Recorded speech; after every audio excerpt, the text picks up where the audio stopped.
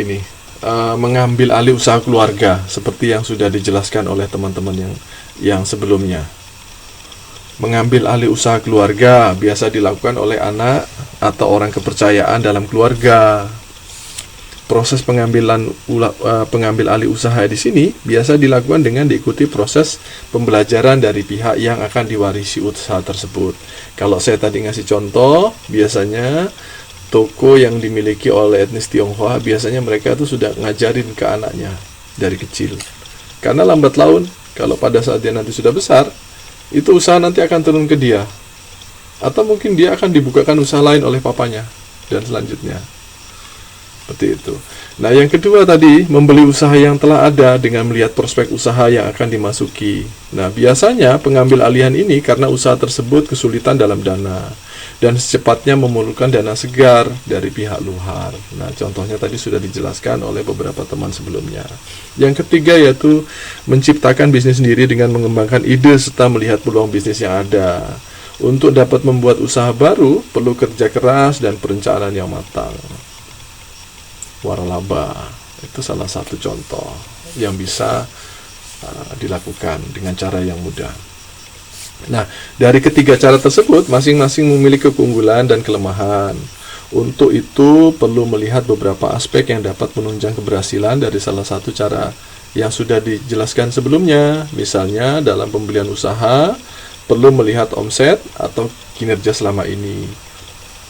Dan apakah dengan pengambil alihan tersebut akan mendatangkan keuntungan atau kesuksesan pemilik yang baru. Dan hal itu perlu dilakukan studi kelayakan bisnis terlebih dahulu.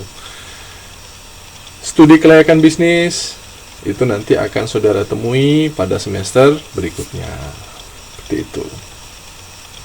Nah, oke, sambil jalan. Bentar, ini yang tadi yang selanjutnya. Nah, ada e-commerce. Nah, e-commerce di sini penggunaan internet dan alat-alat elektronik untuk melakukan transaksi baik eceran maupun bisnis-bisnis yang mampu menciptakan pasar baru di dunia usaha. Nah, e-commerce di sini saya yakin teman-teman yang ada di sini sudah pernah melakukan yang namanya belanja online. Baik buruknya itu pasti sudah pernah. Ada mungkin yang di sini ada nggak yang pernah mengalami ketipu? Atau barang yang diorder itu nggak sesuai dengan yang diharapkan? Ayo ngomong. Pernah? Apa Mbak Lina?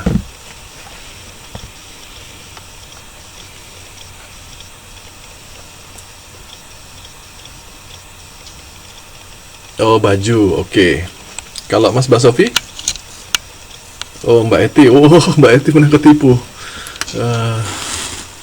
Jam tangan, beli HP, wah ini pasti mahal-mahal semua nih ya HP. Jadi memang itu suka tidak suka belanja online itu memang ada dimudahkan, ada yang dirugikan. Jadi ada yang untung, ada rugi. Ya kalau pas kena yang lagi apes ya yang seperti ini kasusnya. Kita nggak bisa nuntut karena apa? Karena transaksi sudah dilakukan. Ya itu seperti itu. Jadi kasus-kasus yang ada di e-commerce itu juga cukup banyak. Nah, undang-undang e-commerce itu dilakukan selalu dilakukan perbaikan-perbaikan. Tetapi kecurangan-kecurangan di dalam belanja online maupun transaksi online itu juga terus melakukan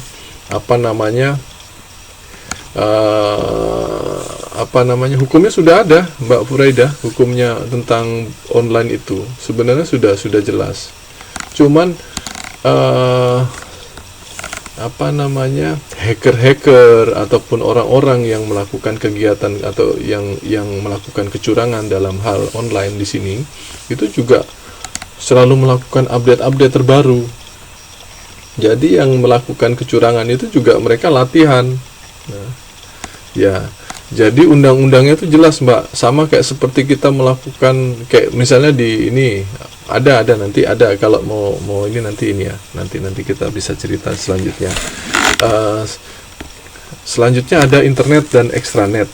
Teknologi informasi yang merupakan internal website yang menghubungkan seluruh perusahaan. Nah, ini internet, intranet dan extranet. Nah, selanjutnya ada electronic conference, ada data conference, ada video conference. Nah, ini yang biasa ada jaringan kerja komputer. Nah, semua ini berkaitan dengan jaringan internet. Nah, biasanya di kantor saya itu menggunakan electronic conference, tapi juga menggunakan data conference, teknologi yang mungkin karyawannya mengendalikan perusahaan dari tempat lain menggunakan satu dokumen atau data.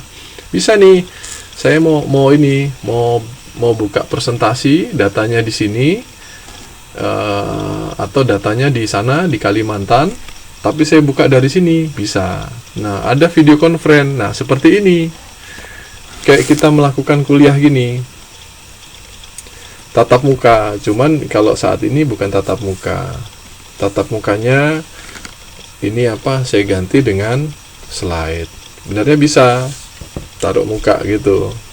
Misalnya saya ngelihat Mbak Furaida, saya melihat Mbak Rina, saya melihat Mas Basofi, saya melihat Mas Nur dan teman-teman yang lain. Kita bisa tatap muka. Nah, jadi semua ini butuh yang namanya jaringan internet. Nah, di sini ada client server network, ada wide area network, ada local area network, ada wireless network. Nah, ini semua menggunakan jaringan internet. Kalau nggak ada internet, biasanya akan kesulitan. Nah, selanjutnya ada sistem informasi eksekutif. Nah, di sini di dalam melakukan usaha, wirausaha yang bermain dalam usaha yang sudah agak sedikit maju atau menjadi usaha yang besar, itu biasanya membutuhkan bantuan dari pendukung-pendukung dalam hal sistem informasi. Nah, di sini yang pertama yaitu sistem informasi eksekutif. Nah, sistem informasi eksekutif di sini atau biasa disebut Executive Information System atau EIS, di sini merupakan sistem informasi yang digunakan oleh manajer tingkat atas untuk membantu memecahkan masalah yang tidak terstruktur atau unstructured.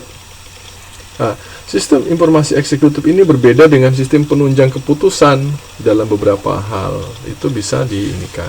Nah, intinya di sini dalam sistem informasi eksekutif ini biasanya dilakukan di level atas atau level strategik. Nah, digunakan oleh manajer atas. Nah, di sini untuk keputusan yang tidak terstruktur, untuk permasalahan-permasalahan, perencanaan dan perumusan strategik. Nah, di sini biasanya kurang menggunakan model-model analitikal ya, banyak menggunakan data eksternal. Jadi biasanya Mbak Furaida yang nggak jelas yang mana?